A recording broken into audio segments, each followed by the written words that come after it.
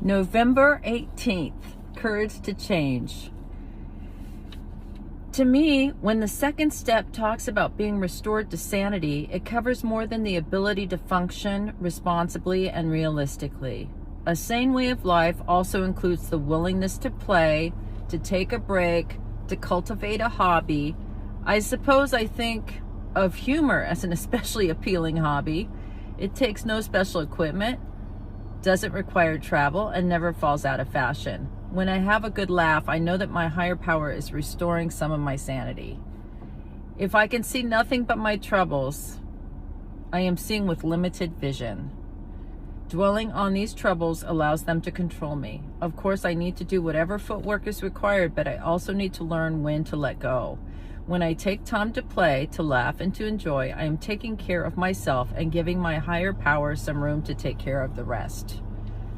Today's reminder: a good chuckle or an engrossing activity can lift my spirits and cleanse my mind. I will refresh myself by adding some lightness to this day. Well, isn't that a happy and cheerful reading? Easier said than done, I know. I really want to talk about, to actually do this, what they're talking about here. You have to live in 24 hours of time.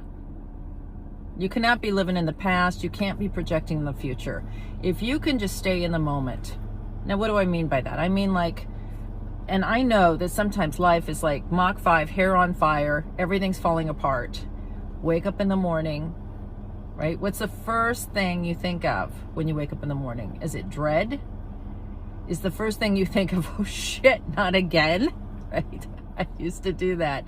And I trained myself every morning. I woke up and said my morning meditation. Even before I opened my mind, my consciousness would come to, and I'd think, oh my gosh, what day is it? That kind of thinking, like, oh, I gotta wake up. And then I go, oh shit, right?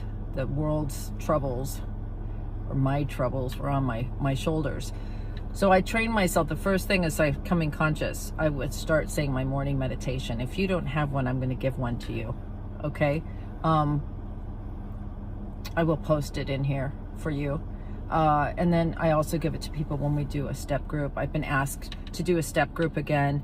The last step group went wonky on me because of me, not because of the people doing it. It's just schedules were hectic. It was like the second wave of the pandemic.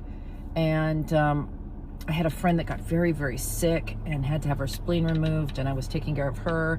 So I think some people got lost in the shuffle. So I want to finish up those people and get another step group going for Al-Anon. So I kind of went off on that. But that morning meditation, that's the first thing I think of in the morning, right? I make myself. Today I got out of bed. I started something new, and I got out of bed and I went, what a wonderful day. And I heard someone talking about it, right? It's like if you've got a trick and convince yourself into a different state of mind, do it. So I did. I got up and as soon as my feet hit the floor, I said, what an amazing day. This is going to be an amazing day. And I chuckled. I laughed because I thought, how silly is this? And the good thing I'm not in a relationship or someone would, wah! But I thought, you know what? I'm going to try. What could it hurt? And you know what? I laughed. Now that is what they're talking about. Can I just laugh a little? Can I not take things so seriously? I mean, everything is like life or death when you're in the middle of this shit, right? So wake up and first thing, do a morning meditation, or do what I did today and put your feet on the ground and say, it's going to be an amazing day. And then if you go to, I go straight to the bathroom. I don't know about you, but I go straight to the bathroom, and that's when I do my morning meditation. I keep it right next to the toilet. And that's when I do my quick little morning meditation. I ask God, direct my thinking here we go.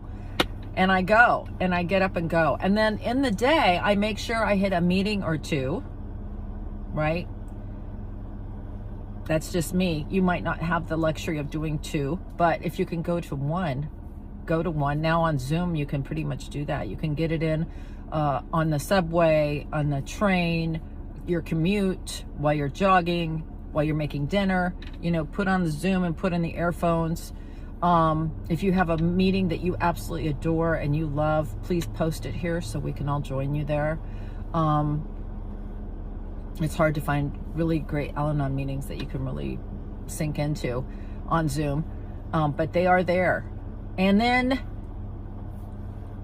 the evening meditation. When I go to bed at night, I look at my day. How did I do today? What do I need to clean up, right? So I've got these two things going on in the morning and at night, and I just try to live in between.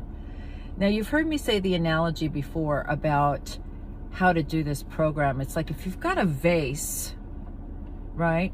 And there's some big things in your life that have to be addressed.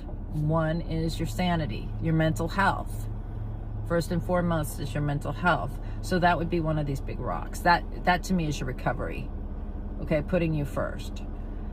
And then you got all this other shit you got to do. And by other shit, I even mean work, right? I mean, really think about what's most important to you. Your health, your mental health, whatever it is. Your kids, your husband, whatever, your wife. So if you have a big vase, you're going to put the big rocks in first. And then you're going to pour the sand in. All the rest of the stuff will fit all around that stuff. If you try to put the sand in first and then put the rocks, one of those rocks is going to get left out, and most likely it'll be the rock of taking care of you. So do it the other way around. Take your day, morning meditation, evening meditation. Where's the meeting in there? Where's your little bit of exercise or your cup of coffee? What is it that you're going to do today for you? Yoga, whatever it is, besides your meeting. And then everything else goes in between. Right? And I'm telling you, that waking up and projecting about what's going to happen, that'll stop. You got to stay in the moment. We only have this moment. Right? And if you wake up and you're thinking about yesterday and what happened and, oh my God, how am I going to deal with this? And how are we going to get through this? And No. In the moment, morning meditation, ask God for help through the day, direct my thinking, get to a meeting somewhere in there, do whatever it is you love, coffee with a friend, whatever it is for you, yoga class, maybe you're a CrossFit person, I don't know, do your thing. Then fill in work and shopping and blah, blah, blah, everything else like in between. And at night, go to bed and clean up the day. Okay? And let God handle the rest. Just do the next indicated thing. Okay? And laugh a little. Lighten up. It's okay. It's going to be okay. All right? I love you all. See you tomorrow. Bye.